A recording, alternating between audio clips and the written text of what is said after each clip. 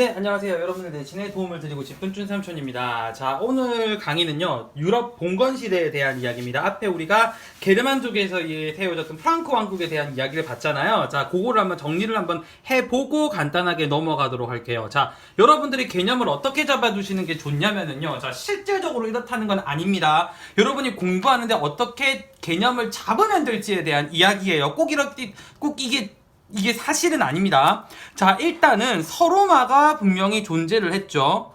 이 서로마가 여러분 알다시피 무슨 족에 의해서 박살났죠? 그쵸? 게르만족에 의해서 박살났습니다. 그죠? 이 게르만족이 세웠던 국가를 우리가 어느 국가를 배웠죠? 그쵸? 프랑크 왕국을 배웠는데 여러분이 이 프랑크 왕국을 어떻게 개념을 잡아놔야 오늘 배울 내용에 대해서 쉽게 들어갈 수가 있냐면 이 게르만족에 의해서 세워진 프랑크 왕국을 좀 중앙 집권적 성격으로 잡아놓으세요. 그래야 여러분들이 개념을 오늘 거하고 공부를 할 때 개념에서 헷갈리지를 않습니다. 그래서 게르만은 중앙 집권적 성격으로 이렇게 생각하면 됩니다. 국가적 단위로 통으로 돌아간 시대다라고 보시면 됩니다. 그렇게 해야 여러분이 안 헷갈려요. 왜냐면 오늘 배울 중세 유럽 봉건 시대는 게르만족이 아니라 새로운 종족이 또 밀고 내려옵니다. 바로 누가 밀고 내려오냐면 오늘 배울 봉건이라는 단어가 들어가는 시대는 뭐라는 단어가 들어가는 시대? 봉건이라는 단어가 들어간 시대는 게르만족에 의한 시대가 아니라 오늘은 노르만족에 의한 시대예요. 처음부터 글자를 이상하게 적었네요. 자, 오늘 배울 민족은 무슨 족에 의해서 세워진 시대라고요? 노르만족.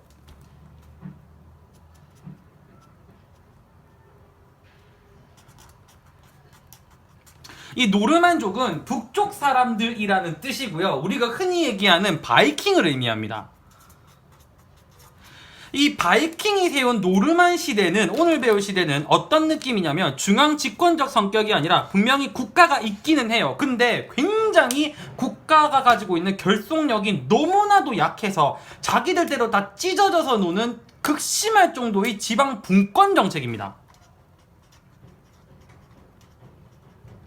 그래서 오늘부터 배우게 될 이 노르만에 의한 지방 분권 시대인 봉건 시대와 비교를 하기 위해서 앞에 있는 게르만족 시대를 중앙 집권적 성격이라고 보라고 얘기를 한 거고요.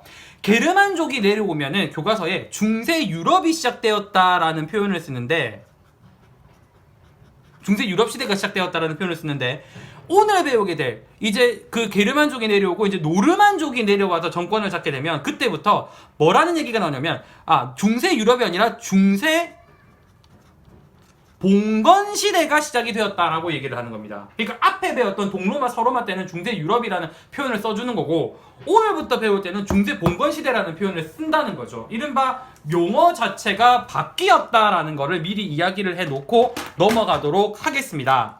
오늘 들어갈 내용들은요, 여러분이 처음 듣는 단어들도 조금 많고 생소한 개념들도 많지만 꼭 알아둘 게 프랑크 왕국으로 게르만은 끝났어요. 더 이상의 게르만은 없습니다. 더 이상 게르만은 안 나와요. 안 나오고 3학년 돼야 나오고 지금부터는 노르만이라고 보셔야 돼요. 그러니까 민족이 바뀐 거예요. 민족이 바뀐 거.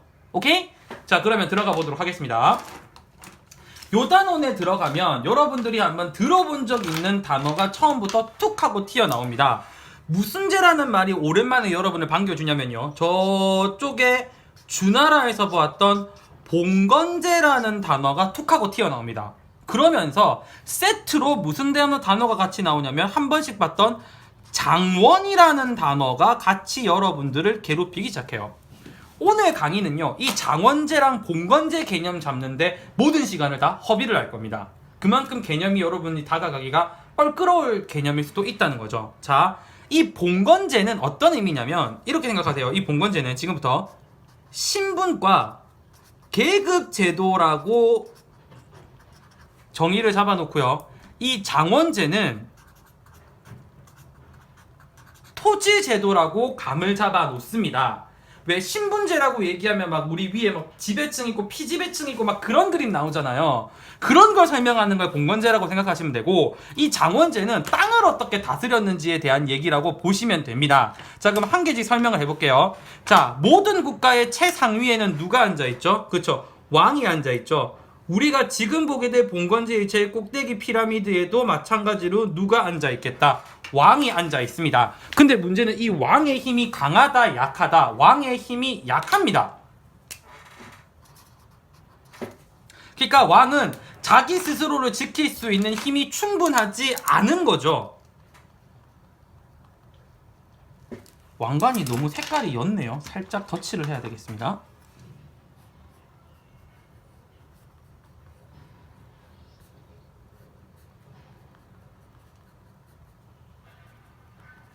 그래서 왕은 자신의 왕국을 유지하기 위해서 자신의 왕국을 지켜줄 수 있는 사람이 필요합니다. 이른바 수호자인 가디언들이 필요한 거죠. 그래서 이 가디언들을 모으기 시작합니다.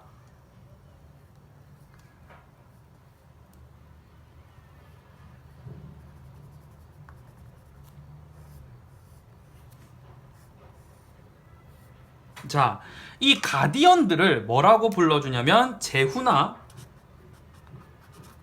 또는 영주라고 우리가 교과서에서 지칭을 해주는데, 이 왕과 제후들 사이에는 어떤 관계가 왔다 갔다 하냐면, 왕은 제후한테 자신의 왕국의 일부를 톡 하고 떼줍니다.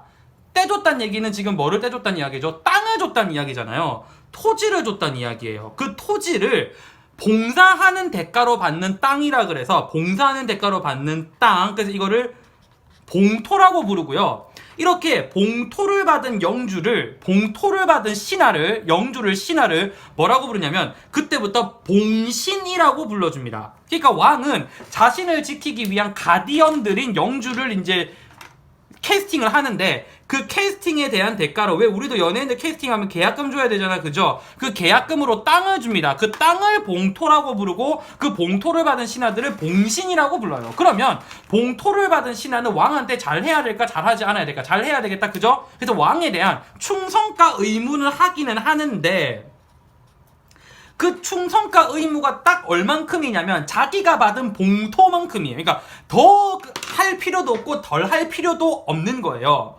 그래서 얘네들은 쌍방간에 봉토에 의해서 그 의무와 충성을 다하는 그런 계약으로 묶여져 있기 때문에 얘네들을 두고 쌍무적 계약 관계라고 부릅니다.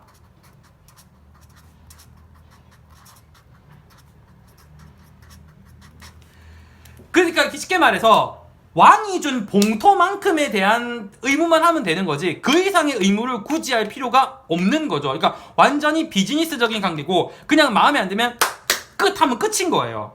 그럼 이 제후도 자신을 지킬 힘이 필요하겠죠, 그죠? 그래서 이 제후들은 뭐를 이제 뽑기 시작한다? 그 밑으로 이제 기사들을 뽑기 시작하는 거죠.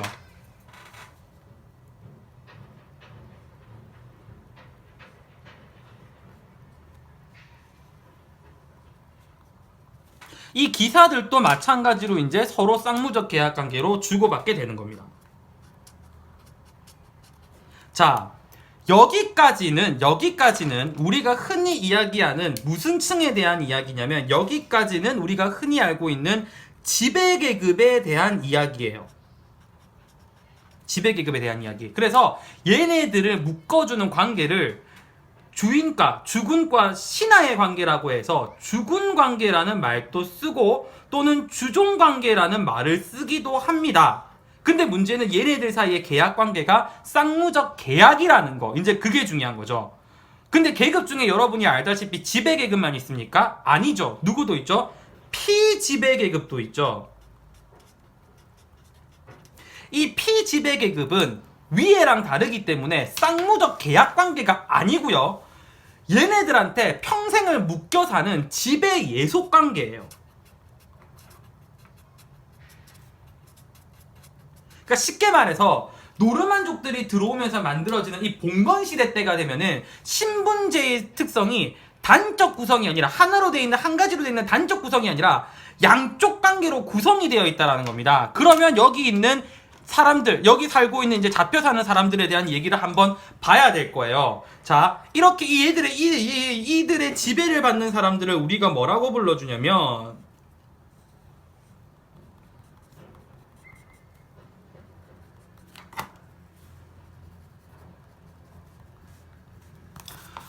이 사람들을 두어 우리는 마음에 드는 색깔 펜이 없네요.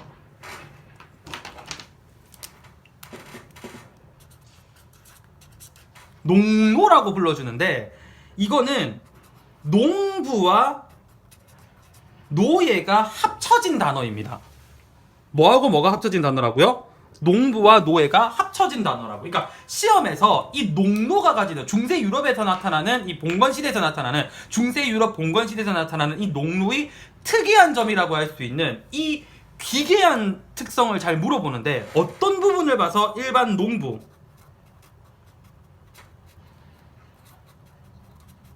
자유민적 성격이 있다라고 얘기하냐면 일단 결혼은 가능합니다. 그러니까 쉽게 말해서 무슨 구성은 가능하다는 이야기야? 가족 구성 가능해요.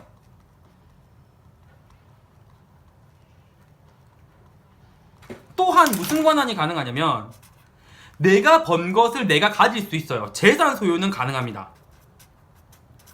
너무 당연한 이야기라 이게 뭐라고 생각할 수도 있죠. 근데 어느 부분을 보면 이 사람들이 노예적 성격이 존재한다라고 얘기하냐면 이사 못 갑니다. 자기가 받들고 사는 영주 땅에서 평생 살아야 되고 심지어 그 영주 땅에서 평생 살면서 영주 땅까지 자기가 농사를 다 지어줘야 돼요. 영주 땅 경자. 또 뿐만 아니라 장원 밖으로 나가지도 못합니다. 장원 밖으로 못 나가요. 장원이라고 하는 거는 이 제후나 영주들이 다스리는 땅을 얘기하거든요. 그리고 그 제후하고 영주한테 꼬박꼬박 뭐를 납부해야 된다? 세금까지 납부해줘야 돼요. 그러니까 얘네들은 완벽한 자유민도 아니고 세금을 내는 대신에 보통 웬만한 지역들에서는 다 거주 이전의 자유가 있거든요. 근데 얘네들은 거주 이전의 자유도 없어요. 그냥 거기 평생 묶여서 살아야 되는 거예요. 그냥. 그러니까 얘네들이 특이한 거죠. 그래서 지배 예속적 관계에서 이제 농노적 성격과 자유민의 성격이 모두 나타난다라고 얘기를 하는 거죠. 보통 세금 납부하면 이사가고 뭐 나라만 안 벗어나면 크게 간섭은 안 하는데 중세 유럽에서는 이런 형태가 나타난다는 거죠. 자, 근데 여기서 문제입니다. 봉토를 받았죠. 그 받은 봉토 어떻게 할 거냐고요. 그 받은 봉토로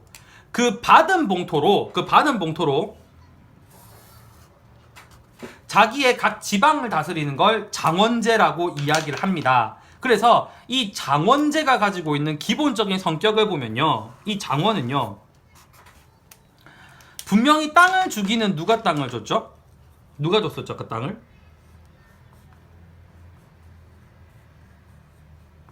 땅을 누가 줬었냐고요? 이 땅을. 삼촌이 지금 그리잖아. 누가 줬어? 왕이 분명히 이 땅을 줬죠? 근데 왕은 주고 나면은 이 지역에 대한 간섭 자체는 아예 못합니다. 그냥 그 영주가 알아서 해야 돼요. 그렇다는 얘기는 이 장원은 굉장히 폐쇄적입니다. 여러분들 어릴 때 봤던 겨울왕국 한번 생각해보세요. 거기 왕궁에 들어가려면 그 슈렉이나 이런 데 보면은 왜 그 큰 문을 왔다 갔다 하잖아요. 그 여기 성 밑에 막 물길 같은 거 있으면 여기 다리내다 올렸다 하잖아. 그 길을 통해서만 그 성 안으로, 장원 안으로 들어갈 수 있는 거예요. 굉장히 폐쇄적이고 그 안에서 모든 걸 다 해결을 다 합니다. 자급자족으로 해결을 해야 돼요. 그리고 또 옛날 중세 유럽 보면 사람들 거의 대부분 또 농사 짓고 살잖아요. 그죠? 만화나 영화 같은 데 보면. 그래서 이 지역에서는 폐쇄적이고 자급자족적이며 뭐 중심적이다? 농촌 공동촌이다. 농촌 공동체이다라고 이야기를 합니다. 자, 이 장원이 어떻게 생겼는지 한 개 한 개 한번 살펴보면 일단은 이 마을 중앙에 뭐가 있냐면 제후가 살고 있는 성이 있어요.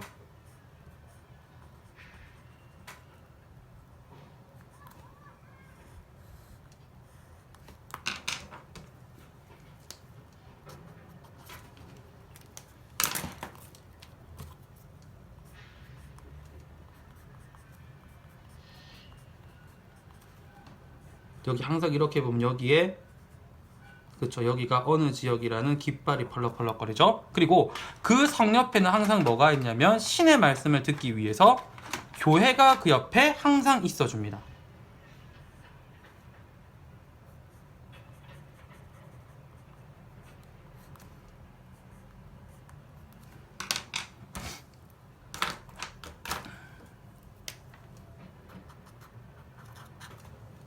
그리고 이 마을 안에는 이 장원 안에는 이 장원 사람들이 같이 쓸 수 있는 여러 가지 공통 시설들, 그러니까 공동 시설들이 전부 다 존재하고요. 공동 시설들이 여러 가지 복수로 존재하고요. 그 다음에 여기 밑에 보면은 이제 일반 누가 사는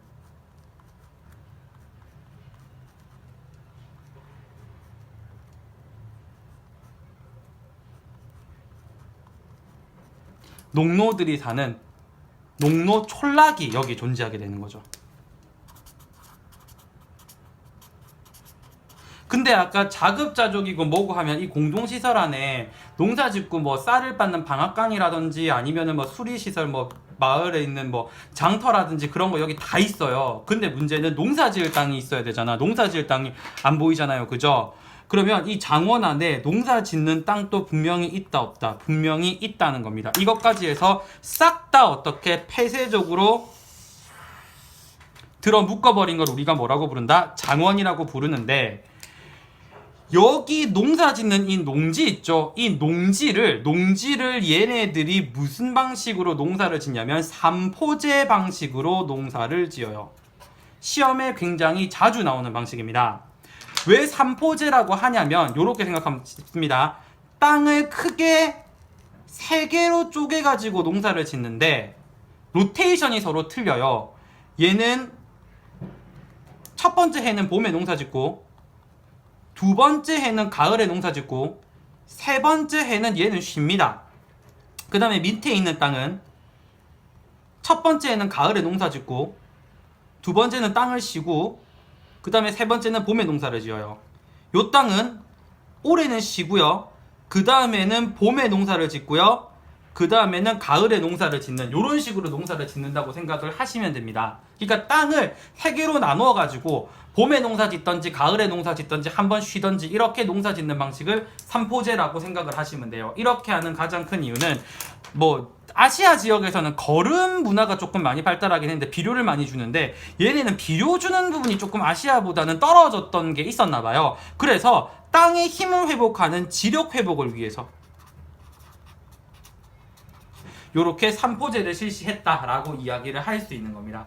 요게 바로 오늘 배우게 된 유럽 봉건 시대에 대한 이야기입니다. 그러니까 중세 유럽이라는 시대는 게르만 시대이고, 지금 우리가 얘기했던 그 중세 봉건 시대는 서로, 유럽 봉건 시대는 서로 민족이 틀리다는 거, 꼭 이거 여러분 감안을 해놓고 여러분들 들어가셔야 되는 부분이 되겠습니다. 요것도 암기 한번 해보고요.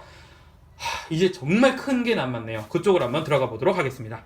자, 중세 봉건시대에 한번 암기 들어가 보도록 하겠습니다. 자, 이제 봉건시대가 들어가면은 게르만족이 아니라 무슨 족이라고 얘기했죠? 그렇죠. 노르만족이라고 얘기했습니다. 지방 분권적 성격이 굉장히 강하다고 얘기했고, 이때부터 이제 중세 봉건이라고 부른다고 했습니다. 게르만족이 들어왔을 때는 중세 유럽의 시작, 노르만족이 들어오면은 중세 봉건 시대의 시작, 이렇게 구별을 하라고 했습니다. 자, 얘네들 특징이 지방 분권적으로 놀기 때문에 신분 계급 제도인 봉건제하고 토지 제도인 장원제 두 개로 나눠서 생각을 하라고 얘기를 했습니다. 자, 신분 제도인 봉건제를 먼저 봤더니, 자, 힘이 그리 강하지 않은 왕이 자신을 지키기 위해서 제후들한테 토지를 주고 그 토지만큼의 의무를 받는, 쌍방 간의 의무적으로 계약이 맺어져 있는 관계인 무슨적 계약 관계, 저 쌍무적 계약 관계를 기본적으로 해서 지배계급의 특징인 얘네들이 주종관계가 맺어지게 됩니다. 그 밑에 같은 경우에는 아예 주종관계고 쌍무적 계약관계고 상관없이 평생 붙들려서 묶여 살아야 되는 지배예속관계가 형성이 됩니다.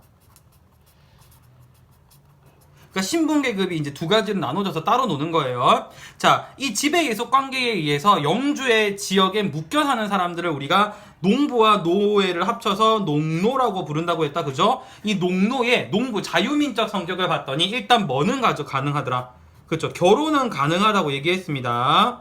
가족 구성은 가능하고 뭐는 소유할 수 있지만 재산은 소유할 수 있어서 이거는 자유민적 성격이지만 일단 뭐를 갈 수 없다, 이사를 못 간다고 얘기했습니다. 요거를 조금 어려운 단어로 따듬으면 거주 이전의 자유가 없다라고 표현을 합니다. 그리고 꼬박꼬박 뭐를 납부해야 되더라? 세금도 영주에게 납부를 해야 되기 때문에 이 농노는 자유민적 성격과 노예적 성격이 동시에 존재한다라고 얘기를 했고요. 이 쌍무적 계약관계에서 받은 토지인 봉토를 매개로 만들어지는 장원은, 토지제도인 장원은 일단은 성문 다 닫습니다. 그래서 무슨 적? 폐쇄적. 안에서 자기들이 전부 다 해결을 해요. 자급자족. 그리고 무슨 산업을 중심으로? 농업을 중심으로 모여 살기 때문에 농촌 공동체. 자, 이렇게 얘기가 나오죠. 자, 그리고 중요한 거는 이 안에서 농사 짓는 방식이 있다고 얘기했습니다. 땅을 세 개로 나눠가지고 쉼, 봄, 가을 돌려서 농사를 짓는다고 했죠. 이걸 우리가 무슨 제라고 얘기하더라? 삼포제라고 얘기했고, 삼포제를 실시하는 이유가 지력을 회복하기 위해서이다 라고 얘기를 했어요. 자, 여기까지 보면 우리가 유럽 봉건 시대에 대한 이야기를 봤고요. 이제 그 다음에 이제 큰 단원을 볼 겁니다. 자, 다음 단원에서 뵙도록 하고요. 오늘 강의 여기서 마치도록 하겠습니다. 구독과 좋아요 부탁드리고요. 너무나도 감사합니다. 다음 강의에서 뵙겠습니다.